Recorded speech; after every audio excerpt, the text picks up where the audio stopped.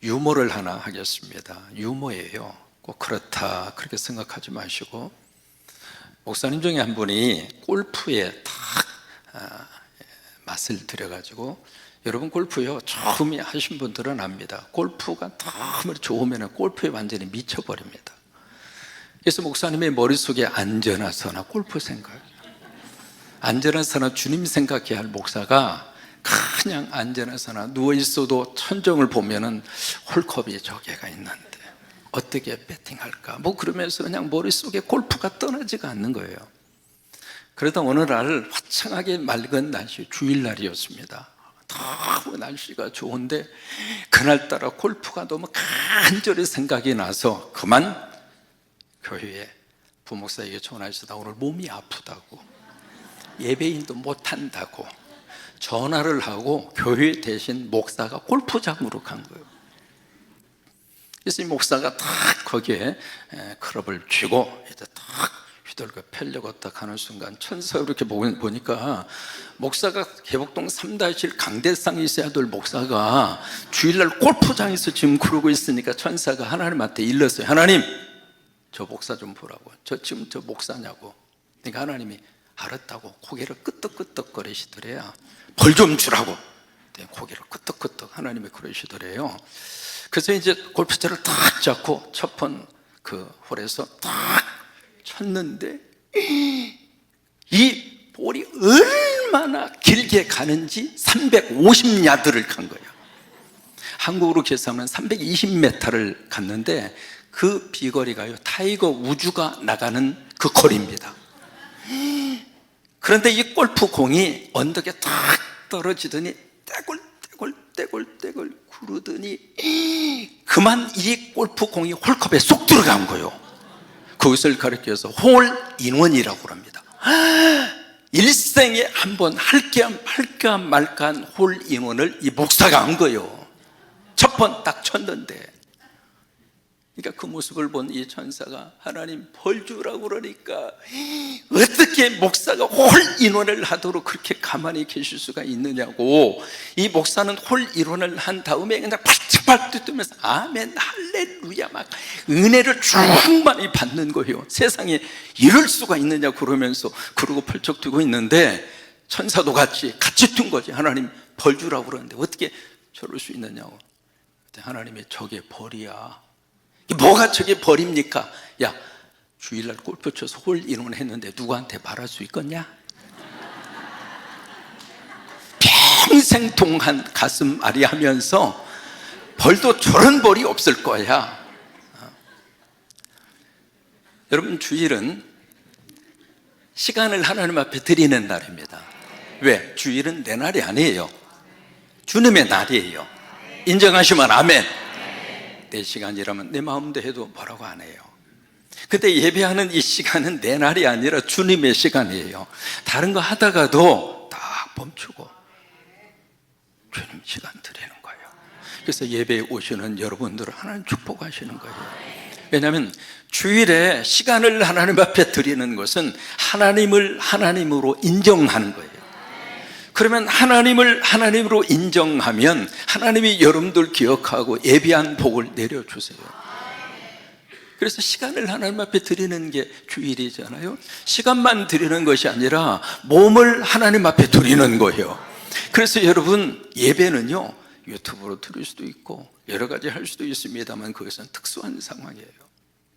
그게 몸에 배시면 안 됩니다. 오늘 로마서 6장 1절은요 질문으로 시작을 합니다. 질문으로 시작을 하면서 로마서 6장 1절 말씀에 그러므로 위에 있는 말씀을 이어받아서 내가 더 이상 무슨 말 하리요. 이 말의 뜻은 내가 앞으로 여기에 대해서 말하겠다 그 말이에요. 그럼 무엇에 대해서 말씀을 이어가겠다고 하시는 건가? 그게 로마서 5장 20절이에요. 로마서 5장 20절에 보시면은 두 단어가 나옵니다. 첫째, 율법이라고 하는 단어가 나옵니다. 이 율법이라는 단어와 더불어서 그 다음에 뭐가 나오냐? 범죄라고 하는 단어가 바로 이어져서 나옵니다. 근데 그 다음에 무슨 단어가 나오는가? 은혜라고 하는 단어가 나와요. 이게 굉장히 중요한 그런 주제를 이루고 있는 단어거든요. 여기 율법이 바로 너희들에게 뭘 더했는가? 바로 범죄함을 자꾸 율법을 통해서 너희들이 더했다 그 말이에요. 여러분 한 가지 이해를 하셔야 돼요. 여기서 말하는 율법이라고 하는 것은 십계명을 말하는 게 아닙니다. 우리가 자칫 잘못해서 생각하면 율법은 필요 없어, 율법은 지키지 않아도 돼. 여러분 그게 맞는 말씀일까요? 아니에요. 그러니까 율법, 우리에게 십계명을 주셨는데 십계명은 누가 주셨는가? 인간이 준 게 아닙니다. 모세가 준 게 아니거든요. 누가 줬어요? 하나님이 주셨는데 하나님이 그냥 준 것이 아니라 두 돌판에다가 하나님이 어떻게 해서 줬어요? 써서 줬어요. 하나님이 친히 써서 친필로.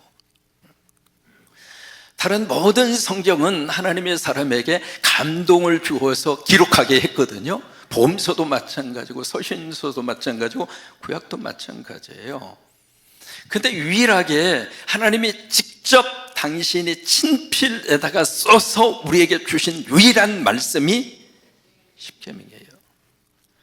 여러분 어느 나라, 어느 민족, 어느 가정이든 십계명이 써져 있으면 그 가정은 하나님이 지키셔요. 근데 십계명이 무너지잖아요. 그 나라와 그 민족과 그 조직은 와해됩니다.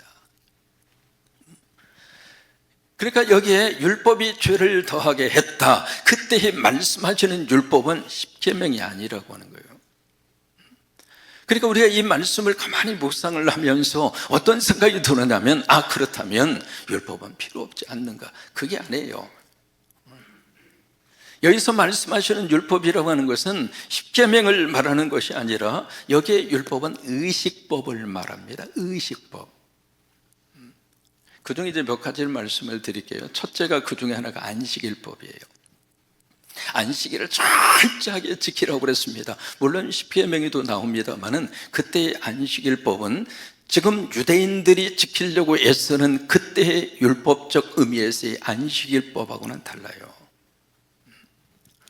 여기 그들이 안식일을 지키는데 유대인들의 달력을 보면 우리하고 좀 달라요. 깨알 같은 글씨로 매일마다 거기에 금요일 해 지기 직전에서 시작을 해서 토요일 해 떠오르기 직전까지, 그때가 안식일이에요. 그래서 이분들이 안식일을 철저하게 지키기 위해서 1분 1초까지도 다 계산을 해놨어요. 안식일에 일하지 말라. 그래서 여러분 엘리베이터에 보시면은요, 이스라엘에 가서 보시면 안식일에 모든 엘리베이터가 각 층마다 자동으로 씁니다. 사람이 타든지 안 타든지. 왜? 이 보통 누르는 것이 일이에요. 그 정도로 안식일을 철저하게 지키려고 그들이 몸부림을 쳤습니다. 안식일에 일하지 말라. 이게 길을 가다가 목이 말라요. 그 우물에서 물을 길러 먹어야죠. 근데 두 손으로 하면 일이에요. 그래서 목은 마렸고 물은 떠서 먹어야 되고 어떻게 하느냐? 한 손으로 두레박을 길어 오르고 입으로 물어요. 그렇게 해서 물을 길러서 물을 마셔요. 그 정도로 이들이 안식일법을 철저하게 지켰는데, 여러분 그 안식일법이라고 하는 율법이 그들에게 자유를 주었을까요? 아니면 그들을 속박했을까요? 그러니까 범죄가 더해진 거란 말이에요. 또 하나, 그들이 철저하게 지키려고 했던 의식법 중에 하나가 레위기에서 여러분들이 만나는 제사입니다. 번제, 소제, 화목제, 속죄제, 속건제, 5가지 제사. 내가 주를 보면서요, 양심이 너무 괴로워요. 내가 죽어야 되는데 난 죽기 싫고 대신 누군가를 죽여야 되잖아요. 그래서 짐승을 끌고 와요. 그래서 양을 끌고 와서 그 양 머리 위에다가 안수합니다. 그것을 전가라고 합니다. 트랜스퍼 하는 거죠. 내 죄를 그 양에게 대신 덮어 씌우는 거예요. 내 대신 네가 죽어줘, 그런 거예요. 그래서 양을 안수한 다음에 제사장이 거기서 잡아요. 잡은 다음에 껍질을 벗기고 그리고 살점을 다 각을 떠서, 다시 말해 사시미처럼 그렇게 조각을 내서 그것을 갈고리로 다 엮은 다음에 번제단 위에다 올려놓고 불을 피워서 그걸 태워서 하나님 앞에 바치는 거예요. 그게 제사예요.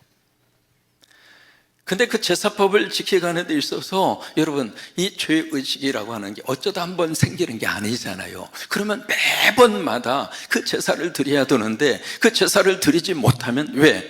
경제적으로 허용이 안 되면. 양도 한두 마리지. 허용이 안 되면 제사를 드릴 수가 없잖아요. 그러면 그 율법이 그에게 뭘 더해 주는가? 범죄와 말, 죄의식을 더 준다 이 말이에요. 이제 그런 모습으로 그들이 살고 있었는데 하나님이 뭘 주셨는가? 율법 외에 하나님이 한 의를 우리에게 주셨는데 그 하나님의 한 의가 무엇인가? 복음이라 이 말이에요. 그래서 로마서 1장 17절 말씀에 복음에는 의가 나타나서, 그래서 복음에 의가 있는 거예요. 우리가 예수 믿으면 칭의, 의인이 되잖아요. 왜? 복음 속에 의가 있으니까. 그래서 예수를 믿으면 하나님이 우리를 넌 의인이야, 내가 의인의 자격이 되고 의인의 기준이 돼서 의라고 하는 라이센스를 내가 딴 것이 아니라 한참 미치지를 못하지만 내 안에 의가 되시는 예수님이 계셔. 여러분 안에 예수님이 계세요. 그 주님과 함께 한 해를 살았어요. 그 의를 보고 하나님이 나를 의라고 인정을 해 주신다 이 말이에요. 그 칭의라고 그래요. 그것이 그 다음 단계 성화, 거룩함의 단계로 이어지는 거예요. 그래서 복음 안에 의가 나타나서 믿음에서 믿음으로 이르게 하나니 기록된 바 오직 의인은 믿음으로 말미암아 살리라. 아멘이죠? 이게 은혜입니다. 그러니까 율법을 지켜서 내가 의인이 되고 율법을 지켜서 구원받고 율법을 지켜서 천국 간다고 생각하는 순간 늘 우리는 이 죄의 짐을 벗어날 수가 없어요. 그래서 절망하고 낙심하고 있는데 하나님께서 율법 외에 한 의를 우리에게 보내주셔서, 그래서 성탄이 우리에게 축복인 거예요. 그래서 예수님이 이 세상에 오셔서 그 모든 의식법을 예수님이 완성시키셨어요. 더 이상 우리는 제사 안 드립니다. 여러분, 주일날 우리가 양 잡아다가 제사 드리나요? 안 하는 이유가 바로 그거예요. 예수님이 그 모든 의식법의 본체로 이 땅에 오신 분이 예수님이에요. 그래서 완성시켜 주신 거예요. 더 이상 안 한다 이 말이에요. 안 해도 저주받지 않습니다. 그래서 우리는 은혜로, 믿음으로 하나님의 거룩한 의에 이르게 되고, 은혜로 하나님의 자녀가 되고, 은혜로 천국 가게 되고. 근데 이 말씀을 딱 받으면서 이게 로마서 6장 2절 말씀에, 자 그렇다면 이것에 대해서 조금 더 이야기를 해보자. 은혜를 더 받기 위해서 그렇다면 일부러 더 죄를 더 지어야 옳은가? 그 생각이 돼서 로마서 6장 2절 말씀에 그럴 수 없지. 아니, 그래서는 안 되지. 왜? 죄에 대해서 죽었잖아. 죄에 대해서 죽어버린 사람이 또다시 죄를 지어? 이건 있을 수도 없고 그렇게 허용해서도 안 되고 그것은 하나님께서 원하시는 바가 아니야. 이해가 되십니까? 그러면서 세례 문제를 끄집어낸 거예요. 세례 받았잖아. 세례 받는 순간 이미 죄에 대해서는 죽었고 우리는 하나님께 대해서 살아난 자가 됐어요. 여러분, 사람이 죄에 대해서 죽었다, 그 이야기는 죄 지을 만한 생각이 있을까요? 없을까요? 없죠. 죽었는데. 전 세계적으로 도박의 도시 하면 떠오르는 미국의 도시가 있습니다. 라자로 시작을 해요. 라스베가스입니다. 그는 공항에서 내리면 내리자마자 가장 먼저 이거부터 보입니다. 슬롯머신. 또 도박의 도시예요. 제가 거기에 집회를 갔습니다. 그래도 명색이 제가 부흥 강사로 간 거예요. 부흥 강사로 가서 거기는요, 호텔도 전부 다 슬롯머신을 통해서 호텔로 들어가요. 모든 호텔 시스템이 그렇게 다 돌아갑니다.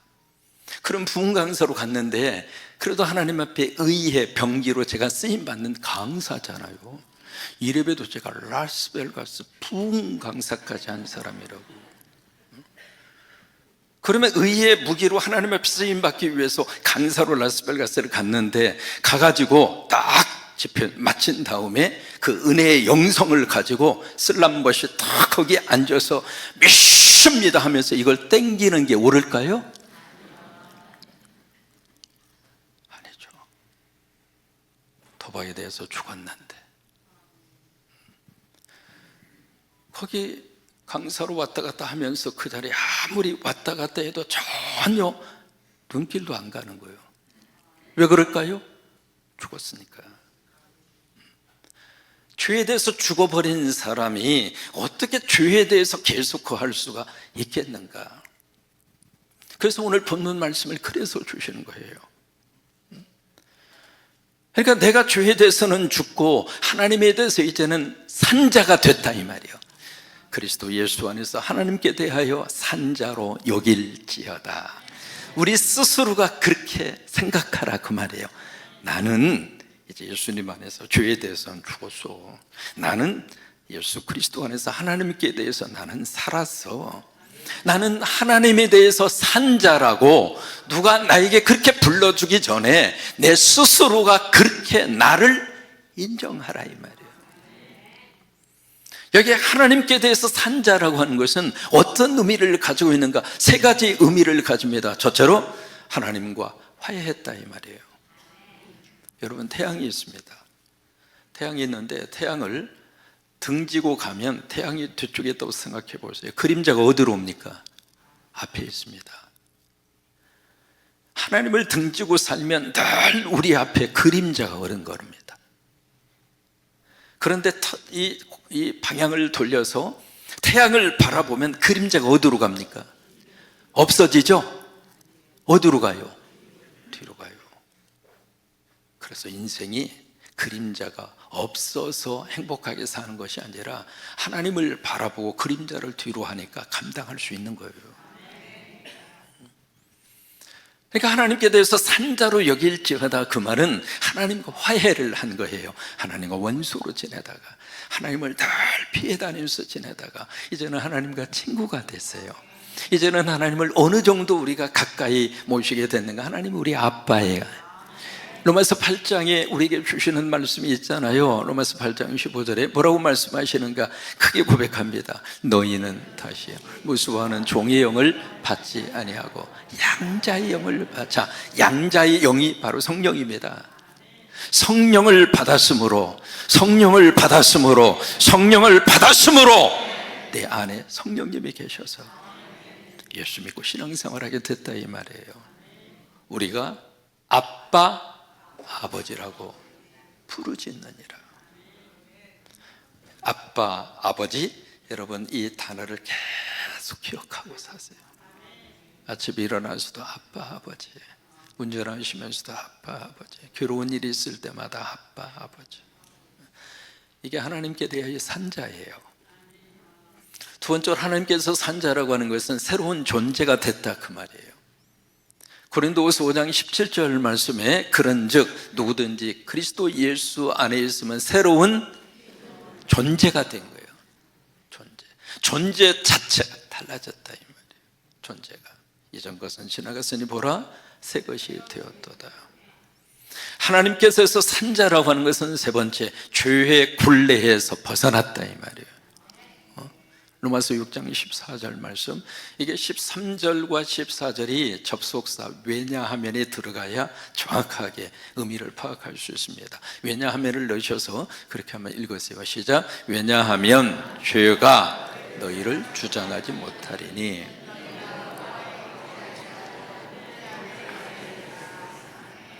죄가 내 속에 들어와서 나를 주장하지 않는다 그 말이에요.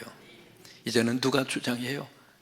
은혜가 들어와서 나를 주장한다 이 말이에요. 예수가 들어와서 나를 주장하기 때문에. 그래서 하나님께 대해서 산자가 되었다는 이야기는 더 이상 죄의 굴레에서 내가 내 인생을 그 속에 속박당하지 않겠다 이 말이에요. 목회하면서 참 별 사람을 다 만납니다. 그분이 술을 안 먹으면 참 인간성이 그렇게 좋습니다. 근데 이분이 술만 들어가면 사람이 그런 분 계시잖아요. 그래서 술 중독인데 중독도 보통 중독이 아닙니다. 안주도 없이 그냥 술만 일주일 동안 술만 먹어요. 아무것도 안 먹고. 술을 먹으면서도 그래요. 이러다 내 큰일 나지. 여러분, 사람이 자기 말로 자기의 미래를 예언합니다. 진짜로 큰일 났습니다. 방광이 터져버렸습니다. 터져서 이번에 병원에 입원했는데 가서 보니까 온몸이 부어올라도 그렇게 부어오를 수 있습니까? 얼굴부터 시작해서 전체 몸이. 그러더니 내가 왔다고 그러니까 눈을 찌그시게 뜨더라고요. 뜨고서 뭐라고 한 줄 알아요? 그대로 인용합니다. 제 손을 꽉 잡고, 목사님, 제가 다시는 입에다가 술 대면 그대로 인용합니다. 개자식입니다. 그래서 그 무조건 왜 개자식 되려고 그래? 하나님의 자식 돼야지.